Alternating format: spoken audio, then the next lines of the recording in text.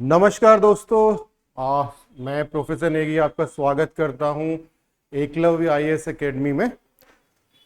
जैसा कि कल हमने कार्ल मार्क्स का बेसिक देखा था। We have just given you overview of quick overview of Karl Marx. Basic fundamentals आपको बताए थे कार्ल मार्क्स के जीवन, उनके जो मेजर काम थे और उनकी डेथ तक जो उन्होंने मेजर काम किए थे।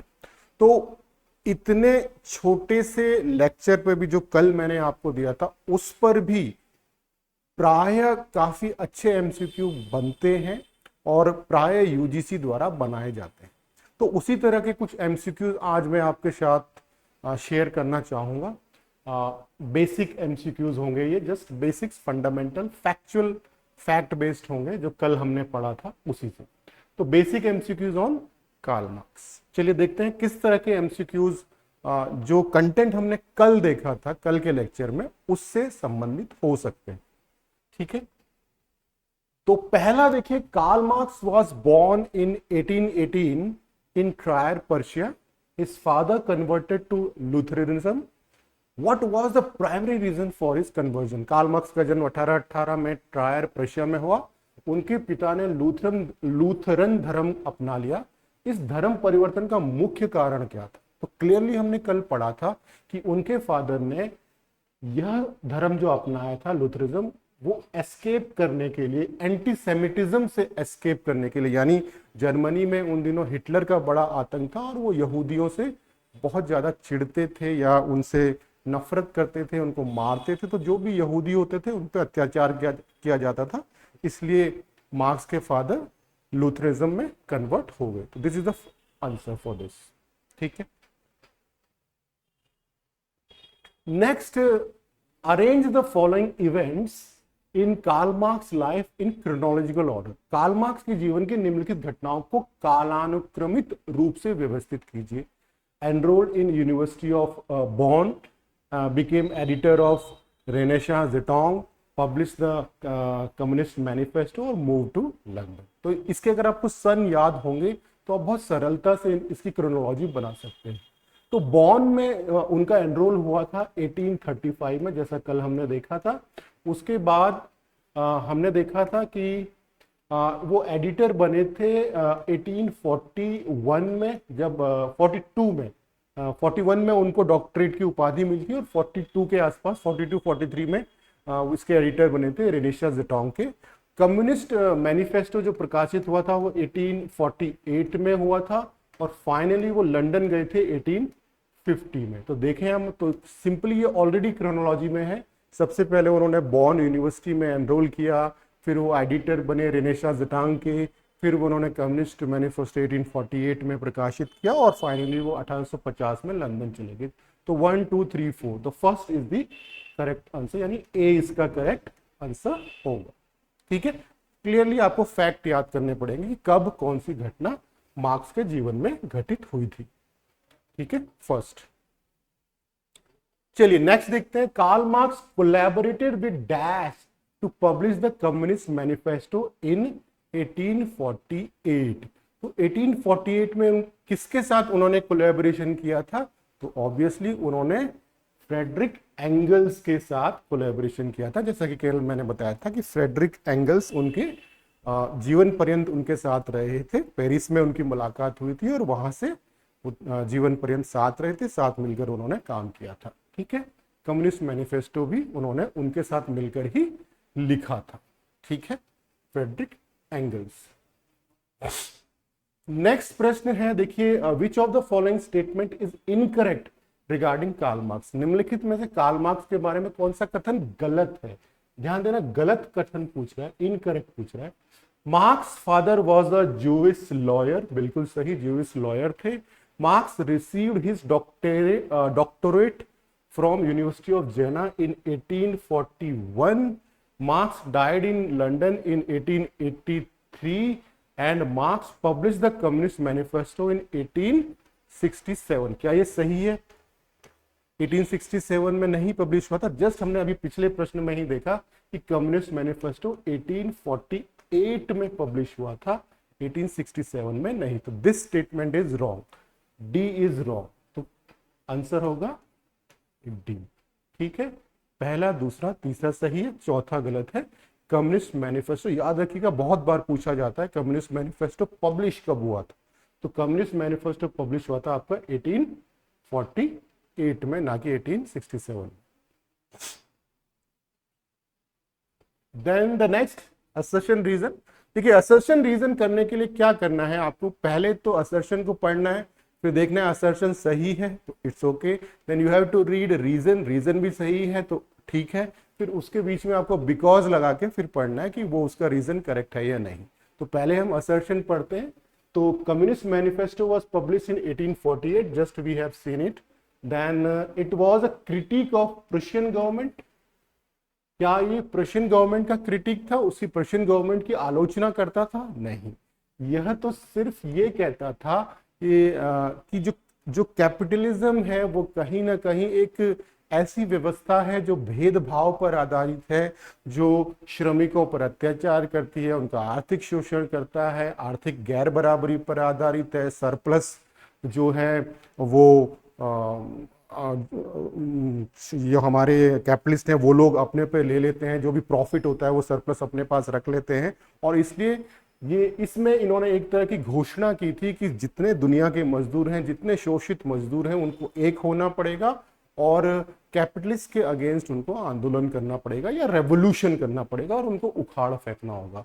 तो यहाँ पर असर्शन तो आपका ठीक है लेकिन रीजन आपका गलत है। तो A is right but R is false. So A is true but R is false. The correct answer is C. So C is the correct answer. ठीक है? Then arrange the following publication by Karl Marx in correct chronological order. Okay? देखो इसमें भी फिर आपको year इनके याद होने चाहिए। कम्युनिस्ट मैनिफेस्टो हम बार बार देख रहे हैं और ये इंपॉर्टेंट भी बहुत है, तो 1848 को तो आप रट लीजिए। कम्युनिस्ट मैनिफेस्टो 1848 में प्रकाशित हुआ था। Then Das Kapital is again very important, तो इसका जो पहला वॉल्यूम था वो 1867 में प्रकाशित हुआ था। देन उनको डॉक्टोरल थीसिस मिली थी 1841 में मार्क्स को, और 1867 में दास कैपिटल का पहला खंड और 1841 में इनको डॉक्टरेट की उपाधि मिली थी, और रेंशे जुटोंग में ये 1842-43 के आसपास इसके एडिटर बने थे। तो सबसे पहला कौन सा इसमें हम देख रहे हैं, 3 इज द फर्स्ट, 3412 यस, तो B is the correct answer.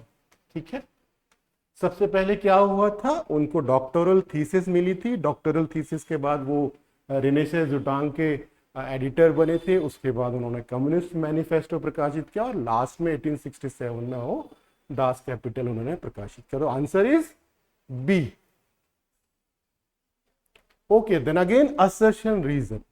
Marks was heavily influenced by the radical philosophical ideas during his time at the university of Berlin. यानी बॉन में जो उन्होंने एडमिशन लिया था, तो उस दौरान वो यूनिवर्सिटी ऑफ बॉन या यूनिवर्सिटी ऑफ बर्लिन में जब वो थे, तो उस दौरान वो रेडिकल फिलोसफी यानी जो एक तरह के क्रांतिकारी विचारों से बहुत ज्यादा प्रभावित हुए थे। This is correct. Okay, the second reason is the university of Berlin was a hub of conservative thought which shaped Marx ideology. Conservative thought यानी कि जिसको रूढ़िवादी विचारों का हब था, बिल्कुल था, लेकिन दोस्तों इन रूढ़िवादी विचारों ने कहीं भी मार्क्स को प्रभावित नहीं किया। ठीक है, बल्कि मार्क्स इन रूढ़िवादी विचारों के अगेंस्ट थे। मार्क्स जैसे रूढ़िवादी विचार ये कहते थे कि जो कैपिटलिज्म कर रहा है that's good, they are working hard and gaining profit and making the money, लेकिन मार्क्स इसके अगेंस्ट थे। मार्क्स कहते थे नहीं, ये सब गलत है, जो हो रहा है समाज में, जो असमानता है, अव्यवस्था है, अत्याचार है, इसको हमें खत्म करना होगा। तो वो कहीं भी इन रूढ़िवादी विचारों से प्रभावित नहीं थे, बल्कि वो एक हिगेलियन समुदाय से जुड़े हुए थे, हीगल के क्रांतिकारी विचारों से ज्यादा प्रभावित थे, और उन्होंने वहां पे एक हिगेलियन सोसाइटी को ज्वाइन किया था और उसको उसके विचारों से वो बहुत ज्यादा पोषित और समृद्ध हो रहे थे वैचारिक रूप से। तो दूसरा जो है वो कथन जो है, कारण जो है वो गलत होगा। ठीक है, असर्शन सही है, अभिकथन भी सही है, लेकिन रीजन जो है वो गलत है। तो A is true but R is false. तो रीजन इसका सॉरी आंसर होगा हमारा सी। ठीक है, एक बार दोबारा देख लीजिए।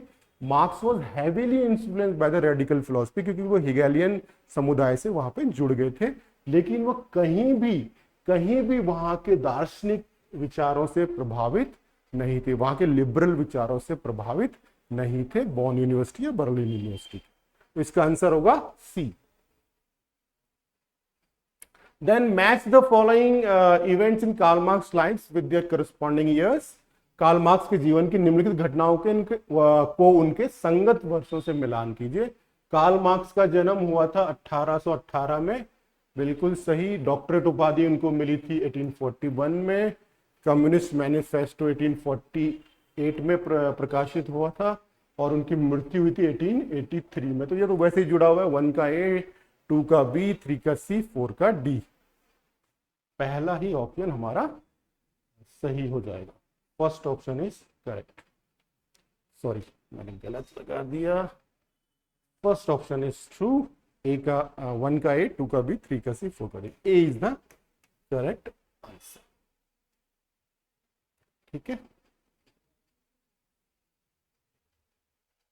Then 9, match the following influential figures in Marx life with their contribution। ये कुछ influential figures हैं, कुछ लोग हैं, और उनके जीवन में क्या प्रभाव रहा है, इन्फ्लुएंस रहा है, उससे हमें जोड़ना है। तो फ्रेडरिक एंगल्स, अगेन हम जानते हैं, कम्युनिस्ट मैनिफेस्टो 1848 में उनके साथ इन्होंने लिखा था।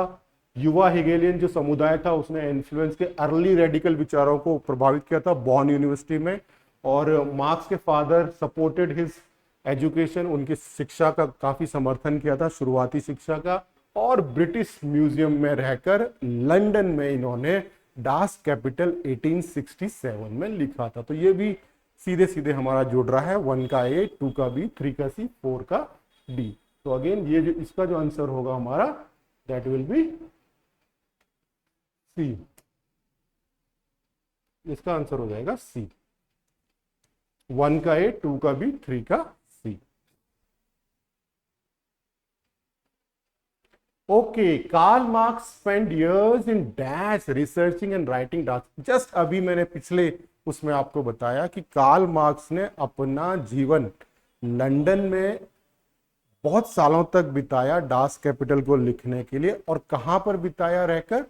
वो लंबे लंबे समय तक पूरे पूरे दिन ब्रिटिश म्यूजियम में बिताते थे, वहां पर पढ़ते थे, रिसर्च करते थे, लिखते थे। और इसी दौरान 1867 में उन्होंने डास कैपिटल को प्रकाशित कराया, दिस डास कैपिटल को। तो इसका आंसर क्या होगा? लंदन। तो B is the correct answer. Karl Marx ने डास कैपिटल पर शोध और लेखन में लंदन में वर्ष बिताए। ठीक है, years in London researching and writing Das Kapital. Karl Marx spent many years in London researching and writing Das Kapital. ठीक है, तो आंसर इज बी। इसमें सी क्या? अच्छा, इसमें ऑप्शन में कुछ गड़बड़ है, कोई बात नहीं। B is London is the correct answer. Typist ने यहाँ पे मिस्टेक कर दिया, ये बी होगा, दिस बी। ठीक है। Karl Marx died in on dash. Obviously ये तो अब सबको पता होना चाहिए, 14 मार्च 1883 को कार्ल मार्क्स की डेथ हुई थी। Simple to the point answer. Which of the following statement is incorrect? Incorrect about Karl Marx. Karl Marx was born in Prussia, बिल्कुल सही। Marx received his doctoral focusing on economics, सोचना पड़ेगा इसके बारे में। Marx collaborated with Friedrich Engels, communist manifesto वाला। Marx move to London in 1850, बिल्कुल से। देखिए, कार्ल मार्क्स को अर्थशास्त्र में डॉक्टरेट नहीं मिला था, इनको मटेरियलिज्म और रिलीजन पर रिसर्च करने के लिए डॉक्टरेट की उपाधि मिली थी। मटेरियलिज्म एंड रिलीजन, इन दो चीजों पर इनका फोकस था, इनकी डॉक्टरल थीसिस पर। तो इसका बी ऑप्शन आपका सही होगा। तो B is the, so Marx received his doctoral focusing on materialism and religion, not on economics, economics पर नहीं था। ठीक है।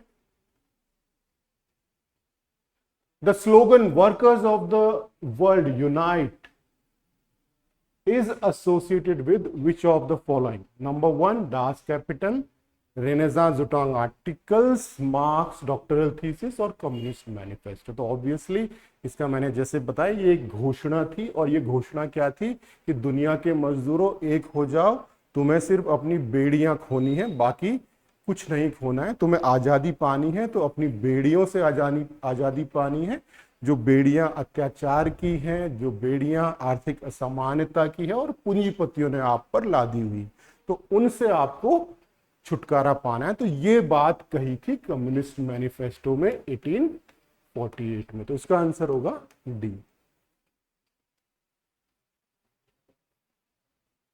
Which of the following is an example of Marx ideas in action? यानी मार्क्स के आइडियाज को कहां पे लागू किया गया था? किस क्रांति में या रेवोल्यूशन में? फ्रेंच रिवॉल्यूशन में किया गया था? नहीं। अमेरिकन में किया गया था? नहीं।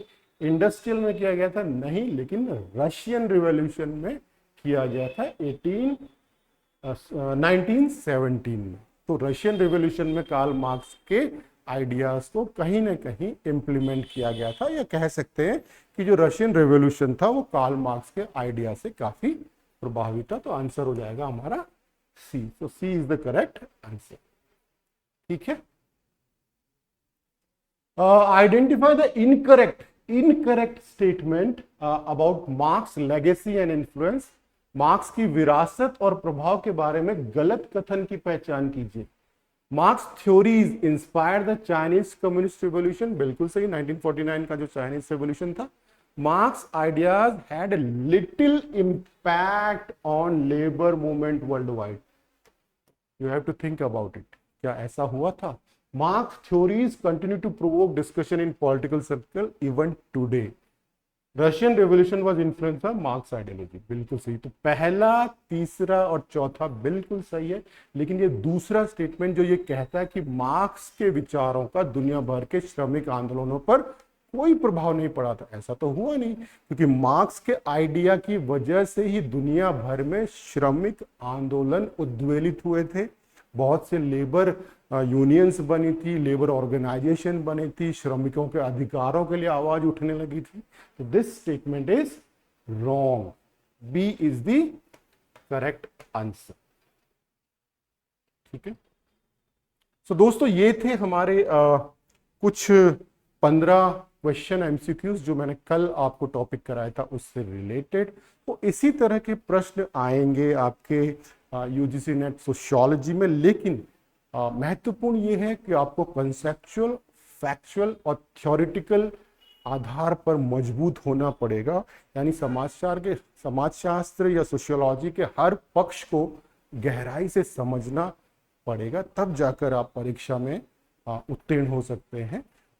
कल मैं एक और क्लासिकल विचारक मैक्स वेबर के किसी एक कॉन्सेप्ट के साथ आपको मिलूंगा, और परसों हम पुनः जो कॉन्सेप्ट हम कल पढ़ेंगे उससे संबंधित 15-16 एमसीक्यूज देखेंगे कि किस तरह के एमसीक्यूज पूछे जाते हैं। मुझे आशा है आपको एक छोटा सा प्रेजेंटेशन पसंद आया होगा। यदि पसंद आया है तो प्लीज़ जल्दी एनरोल कीजिए। हमारी यूजीसी नेट सोशियोलॉजी और दूसरे विषयों की कक्षाएं सितंबर 1 से आरंभ होने वाली है। जल्दी एनरोल कीजिए और लाभ उठाइए।